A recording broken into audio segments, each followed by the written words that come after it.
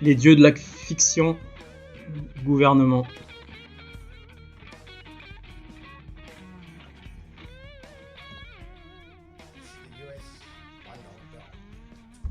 Donc ça, c'est un billet privé, le dollar américain de la Fed US, Federal Reserve aux États-Unis.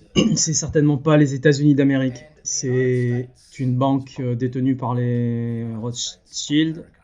Et cette banque Rothschild détient des succursales dans le monde entier, ce qui inclut la Fed australienne, la Réserve fédérale australienne, qui est une succursale de la Réserve fédérale américaine, ainsi que ses autres succursales comme la Banque du Commonwealth d'Australie et toutes les autres banques.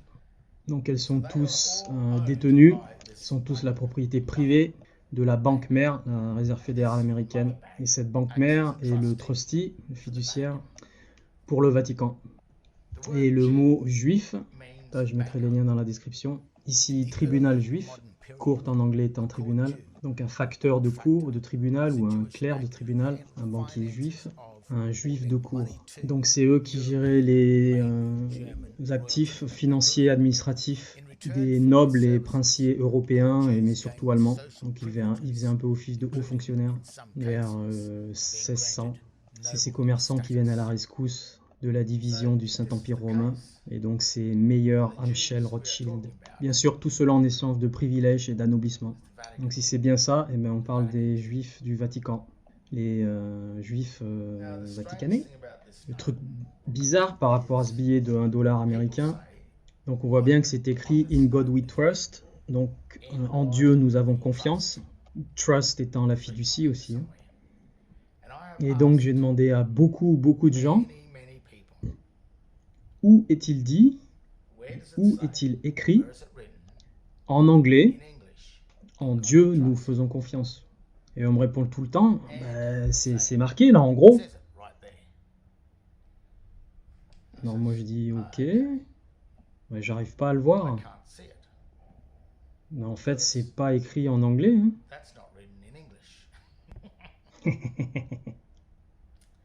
On me dit mais si, c'est écrit en anglais là. En gros, en capital. Non, c'est pas du tout écrit en anglais.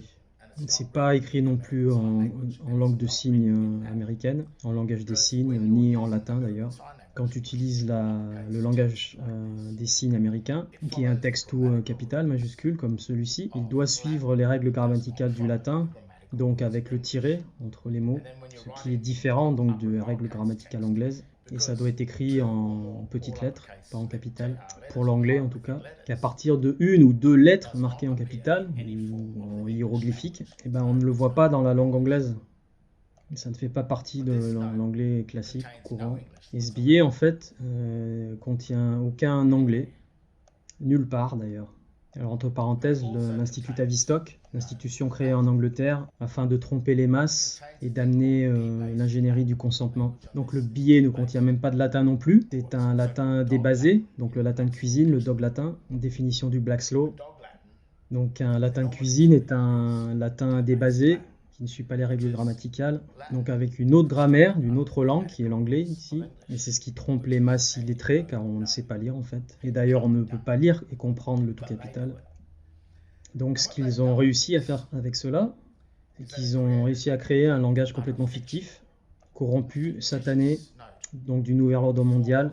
C'est un billet factice, une contrefaçon, quelque chose qui n'est pas vrai, ni réel.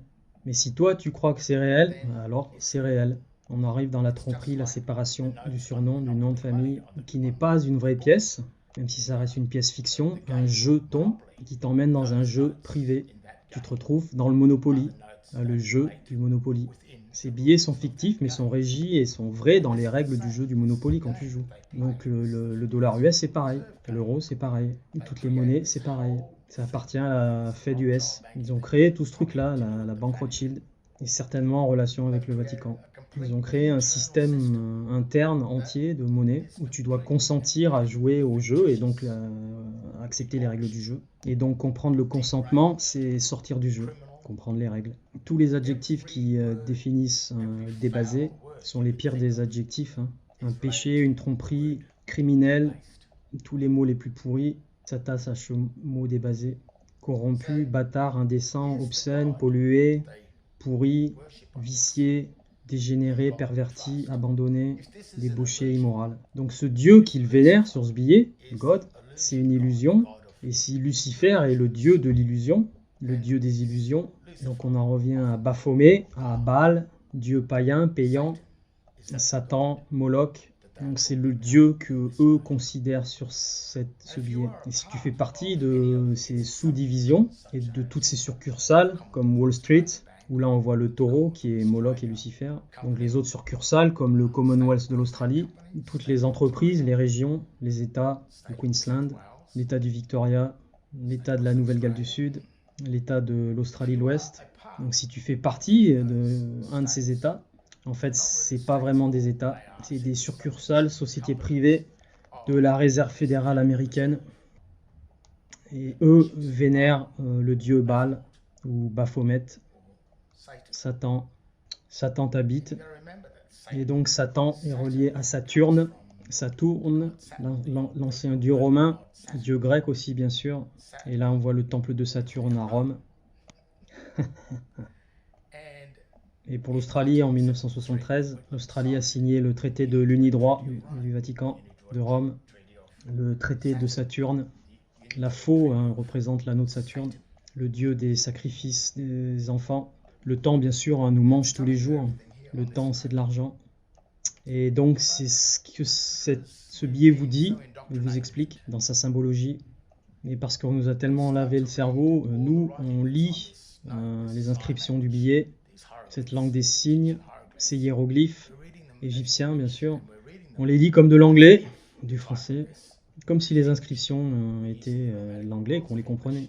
Mais nous, on utilise les règles grammaticales de l'anglais pour le comprendre, alors que c'est pas les bonnes règles. C'est de là que vient le terme présomption de loi, car le gouvernement est une fiction totale. Il dérive d'aucun fait grammatical. Rien n'a du sens en fait, grammaticalement, d'où le terme présomption de loi. On assume, on croit que c'est là la fabrication du consentement, sans que tu réalises que tu consens. C'est ça la tromperie du code justinien. Donc vraiment sur ce billet, rien n'a de sens. En fait c'est une grosse arnaque, une tromperie, un tour de passe-passe, une triche, un attrape-nigo, un piège, un traquenard pour t'attraper, te prendre, t'entreprise, t'enfermer dans une société fictive, société privée, un contrat social privé qui n'est pas la vraie société. Tout cela relié à ton droit de naissance, ton patrimoine de naissance, c'est-à-dire toute la richesse terrestre à laquelle tu as le droit gratuitement et qui est mis dans ce trust, in God we trust, cette fiducie, sous sein privé. Ils t'ont fait basculer de la vraie société, la terre, vers sa société privée fictive.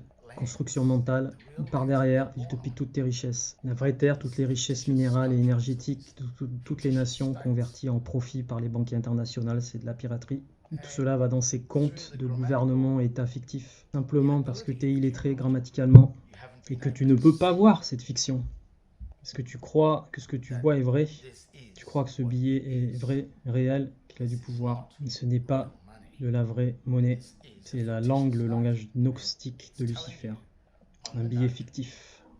Et ce billet te le dit, avec les symboles maçonniques. Il vénère Satan, qui a créé ça. Saturne, c'est pour ça que le temps c'est de l'argent. Et ils te le disent sur le billet que c'est une fraude. L'ingénierie du consentement, définie en 1947 par le maître créateur des relations publiques au Public Relations, l'Autrichien-Américain pionnier Edward Bernays, dans l'art de manipuler les gens sans qu'ils s'en rendent compte pour obtenir leur consentement tacite.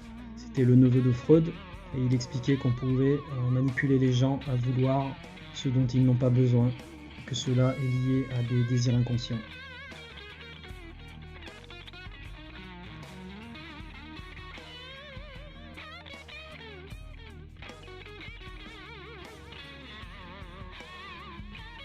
Voilà, fin de la vidéo, les dieux de la fiction du gouvernement. Super vidéo de Romley comme d'hab. La musique aussi, super.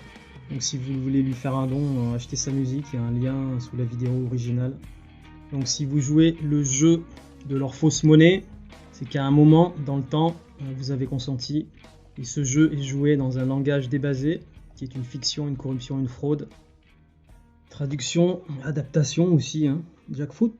Jackfruit.